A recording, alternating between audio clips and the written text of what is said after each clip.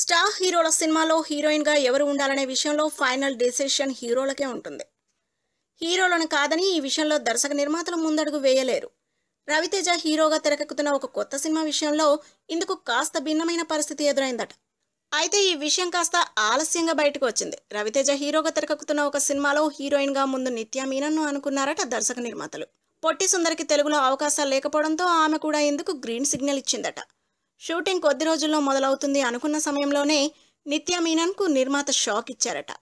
మీరు హైదరాబాద్ రావాల్సిన అవసరం లేదు, మా సినిమా నుంచి మిమ్మల్ని తప్పించాం అని ఆమె మేనేజర్కు సమాచారం అందించాడట సదరు నిర్మాత. అసలు ఇలా ఎందుకు జరిగిందని ఆరా తీస్తే ఒకప్పుడు ఆమె చేసిన కొన్ని వ్యాఖ్యలే ఆమెకి ఇందుకు కారణమని తెలిసిందట. అలా మొదలైంది సినిమా విడుదలైన తర్వాత ప్రభాస్ ఎవరని ప్రశ్నించిన నిత్యా మీనన్ వెంకటేష్ వంటి సీనియర్ హీరోతో నటించేందుకు కూడా నిరాకరించింది. అప్పట్లో రవితేజ హీరోగా సారొచ్చారు సినిమాలో నటించే ఆఫర్ వస్తే ఆయన నాకన్నా చాలా ఓల్డ్ అంటూ ఆ సినిమాను వదిలేసుకుంది.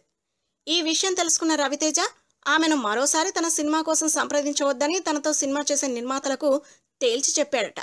అయితే ఈ విషయం తెలియని నిర్మాతలు నిత్యా మీనన్ను హీరోయిన్గా ఫిక్స్ చేయడంతో రవితేజ వారిపై అసంతృప్తి వ్యక్తం చేశాడట. దీంతో ఆమెకు కన్ఫర్మ్ అయిన ఆఫర్ కాస్త వెనక్కి వెళ్లిపోయింది. మొత్తానికి ఒకప్పుడు తన దురుస్తనంతో చేసిన కొన్ని కామెంట్స్ నిత్యా మీనన్ను ఇప్పటికీ వెంటాడటం నిజంగా ఆమె దురదృష్టమే. If you like the video, please like us and subscribe Tollywood Nagar.